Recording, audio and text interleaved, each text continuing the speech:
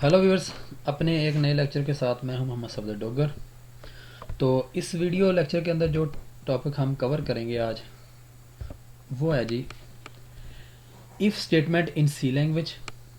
If statement को C language के अंदर कैसे यूज़ करते हैं, limitation of if statement. If statement की लिमिटेशन क्या है कि ये कब तक यानी कब एग्जीक्यूट होगी और कब एग्जीक्यूट नहीं होगी। If statement in C language, the if statement is the simplest form of selection structure. Selection structure में सबसे जो सिंपलेस्ट फॉर्म आपकी है वो क्या है जी, इफ स्टेटमेंट है। सिलेक्शन मीन ये चीज़ सेलेक्ट कर लो, ये चीज़ सेलेक्ट कर लो, ये सिलेक्ट ना करो, इसको सिलेक्ट ना करो, ये हमारा आ जाएगा सिलेक्शन स्ट्रक्चर आ जाएगा। It is a decision making statement. It is use to execute over to ignore a statement और set of statement after testing a condition. Mean कि आप कोई स्टेटमेंट या एक स्टेटमेंट या एक से ज़्यादा स्टेटमेंट को एग्जीक्यूट करा सकते हैं या उनको इग्नोर करा सकते हैं on the basis of testing condition. If the given condition is true, the statement और set of statement following the if statement is executed. अगर आपकी गिवन कंडीशन ट्रू हो जाती है तो उस कंडीशन के एंड बाद में जो उसको फॉलो करती है ये स्टेटमेंट है, या एक स्टेटमेंट हो सकती है या एक से ज़्यादा स्टेटमेंट है, वो क्या हो जाएगी, वो एग्जीक्यूट हो जाएगी। If the given condition is false, the statement or set of statement following the if statement is ignored and control transfer to the statement that come after the if statement. अगर आपकी condition false हो जाती है तो क्या होगा कि जो स्टेटमेंट आपने इफ के बाद लिखी हुई है वो स्किप हो जाएगी, वो इग्नोर हो जाएगी, और उस इफ के बाद में जो भी आपने स्टेटमेंट लिखी होंगी वो एग्जीक्यूट आपकी हो जाएंगी। सिंटैक्स देखते हैं जी, इफ स्टेटमेंट का सिंटैक्स क्या है जी। अगर आपने सिंगल स्टेटमेंट के थ्रू देखना है, इसका सिंटैक्स देखना है, तो वो आ जाएगा इफ का कीवर्ड आ जाएगा, उसके बाद आप कंडीशन लगा देंगे, कंडीशन के अंदर आपने कोई रिलेशनल ऑपरेटर यूज़ कर लेंगे, और उसके बाद आप कोई ना कोई स्टेटमेंट, एक स्टेटमेंट जो है एग्जीक्यूट। अगर तो ये कंडीशन ट्रू हो जाएगी तो ये स्टेटमेंट एग्जीक्यूट हो जाएगी, अगर ये कंडीशन ट्रू नहीं होगी तो ये स्टेटमेंट स्किप हो जाएगी या आपकी स्टेटमेंट इग्नोर हो जाएगी। अगर आपने एक से ज़्यादा स्टेटमेंट को एग्जीक्यूट कराना है तो उसके लिए जो हमारा सिंटैक्स है वो बदल जाएगा। इफ़ और उसके बाद कंडीशन और उसके बाद ब्रेसेस स्टार्ट करेंगे, statement 1 statement 2 dot dot dot जितनी भी स्टेटमेंट एन तक आप स्टेटमेंट लगा देंगे और करली ब्रेसेस को आप क्लोज कर देंगे। इसका मतलब है कि अगर आपकी ये वाली कंडीशन ट्रू हो जाती है तो जो जितनी भी स्टेटमेंट इस ब्रेसेस, दोनों ब्रेसेस के अंदर लिखी हुई हैं, वो तमाम की तमाम जो है ना वो आपकी क्या हो जाएंगी, एग्जीक्यूट वो हो जाएंगी। इसका फ्लो चार्ट देखते हैं कि ये देखें, ये हमारा स्टार्टिंग पॉइंट है, उससे हम कंडीशन पे आएंगे। ये हमारा कंडीशन के लिए डायमंड साइन जो यूज़ करते हैं। अगर तो आपकी condition, if the condition is true, अगर तो आपकी ये कंडीशन ट्रू हो जाती है तो आप क्या आ जाओगे, कंडीशनल कोड, जो आपने कोड लिखा हुआ कि ये कंडीशनल कोड है कि ये कोड तब चलेगा जब ये वाली कंडीशन जो है ना आपकी ट्रू होगी। मीन के इस यहाँ से लेके यहाँ तक आपको आने का जो पाथ है वो बेस करता है कि इस कंडीशन के ट्रू होने पे। अगर तो ये कंडीशन आपकी ट्रू होती है तो आप ये वाला जो पाथ है ना यहाँ से आप मूव कर देंगे कंडीशनल कोड पे, और उसके बाद आप एंड पे आ जाएंगे। अगर आपकी ये कंडीशन फॉल्स हो जाती है तो फिर आप ये वाला पाथ यूज़ नहीं कर सकते, बल्कि आप डायरेक्ट यहाँ से आप प्रोग्राम से या इफ़ की कंडीशन से मूव कर देंगे या एग्जिट कर देंगे। उम्मीद है कि आपको ये फ्लो चार्ट समझ आ गया होगा। तो देखते हैं इसके लिए कोई प्रोग्राम देखते हैं। जैसे एक प्रोग्राम है जी, यहाँ पे प्रोग्राम का कुछ सिनेरियो इस तरह है कि स्टूडेंट अपने कुछ मार्क्स देता है प्रोग्राम को, और हमने उसके पासिंग मार्क्स जो रखे हुए हैं 40 या 40 से अबव। मीन के अगर किसी स्टूडेंट ने 100 नंबर का पेपर दिया है और उसके 40 मार्क्स आ जाते हैं तो हम कहते हैं कि वो पास है।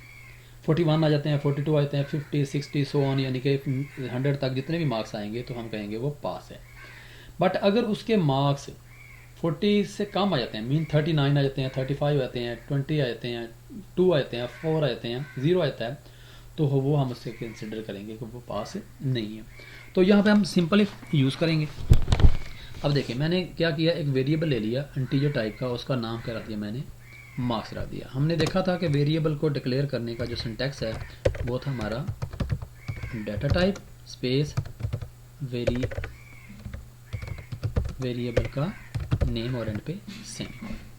ये हमारा डाटा टाइप है और ये हमारा वेरिएबल का नेम है।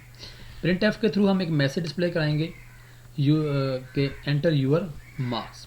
जब ये प्रोग्राम चलेगा तो यहाँ तक ये आपके आउटपुट जब ना मैसेज हो जाएगा। स्कैन एफ के थ्रू फॉर्मेट स्पेसिफायर हम परसेंटेज डी का यूज़ करेंगे, क्योंकि हमने यहाँ पे वेरिएबल का जो डाटा टाइप है वो क्या है जी, इंटीजर है, और उसको वैल्यू साइन कर देंगे, जो वैल्यू हम देंगे वो मार्क्स में आ जाएगी। अब कंडीशन क्या बन जाएगी, if marks is greater then और इक्वल टू 40। अगर तो आपके मार्क्स 40 हैं या 40 से ज़्यादा हैं। लेट्स सपोज अगर कोई स्टूडेंट अपने मार्क्स जो है ना वो दे देता है 55, अब मार्क्स के अंदर वाली कितनी चल जाएगी, 55 चल जाएगी, और 55 यहाँ पे आ जाएगा, तो 55 ये कंडीशन बन जाएगी आपकी, 55 is greater than equal to 40। तो ये आपकी जो है ना कंडीशन बन जाएगी।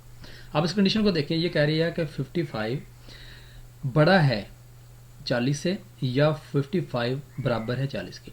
एक कंडीशन ट्रू होना लाजमी है, क्योंकि और के अंदर एक कंडीशन ट्रू, तो हम कहते हैं कि 55 जो है ना वो बड़ा है 40 से या 40 से बड़ा है, तो ये हमारी कंडीशन क्या हो जाएगी, ये कंडीशन हमारी ट्रू हो जाएगी। अगर आपकी ये कंडीशन ट्रू हो जाती है तो ये कंडीशनल कोड जो है ना आपका एग्जीक्यूट हो जाएगा। देखें जी, मैं यहाँ पे इसकी वैल्यू देता हूँ जी 55, पास, क्लियर है। बट अगर मैं यहाँ पर इसको वैल्यू दे देता हूँ 40, अब मार्क्स के अंदर वैल्यू कितनी आ जाएगी 40, तो इसका मतलब है 40 बड़ा है 40 से या 40 के बराबर है, 2 टाइम चेकिंग है, और का ऑपरेटर है इसके अंदर, तो इसका मतलब है 40 से बड़ा तो नहीं है, लेकिन 40 के बराबर है, तो ये हमारी कंडीशन तब भी क्या रहेगी, ट्रू रहेगी। तो जब भी ये हमारा कंडीशनल कोड है नहीं, ये एग्जीक्यूट हो जाएगा। देखिए क्लियर है। बट अगर मैं इस कंडीशन को थोड़ा सा यहाँ पे बदल देता हूँ, मैं कहता हूँ मार्क्स इज़ ग्रेटर देन 40, अब हमारी जो पास मार्क्स की कंडीशन जो है ना वो चेंज हो गई है। अब पास मार्क्स की कंडीशन ये है कि उसके मार्क्स 41 से शुरू होंगे, 40 उसमें इंक्लूड नहीं होगा, यानी कि 41 वाला पास है। तो अब अगर मैं इसी कंडीशन पे उसको 40 मार्क्स देता हूँ तो अब मेरा वो कंडीशनल कोड एग्जीक्यूट नहीं होगा, ठीक हो गया। लेकिन अगर मैं उसको यहाँ पे इक्वल टू का साइन डाल देता हूँ, मैं कहता हूँ नहीं 40 वाला भी पास है, और मैं उसको मार्क्स दे देता हूँ जी 39, तो अब भी उसको कोड को एग्जीक्यूट नहीं करेगा, क्योंकि ये कंडीशनल कोड हमारे पास एक ही है, हम सिंपल एफ यूज़ कर रहे हैं, ठीक है। तो इसकी लिमिटेशन क्या है, इसकी लिमिटेशन ये बन जाएगी, हम लिमिटेशन को पहले देख लेते हैं इधर। तो लिमिटेशन इसकी ये है, if statement is the simplest text selection structure but it is very limited in its use. The statement over set of statement is executed if the condition is true. आपकी स्टेटमेंट और set of statement उसी वक्त ही एग्जीक्यूट हो सकती है जब आपकी कंडीशन ट्रू होगी, but if the condition is false then nothing happen. But अगर आपकी कंडीशन फॉल्स होती है तो कुछ भी नहीं होगा। अब देखें, मैं यहाँ पे स्टेटमेंट जो है ना वो बढ़ा देता हूँ, मैं यहाँ पे लिख देता हूँ जी, एक से ज़्यादा स्टेटमेंट करता हूँ, और यहाँ पे लिखता हूँ यू पास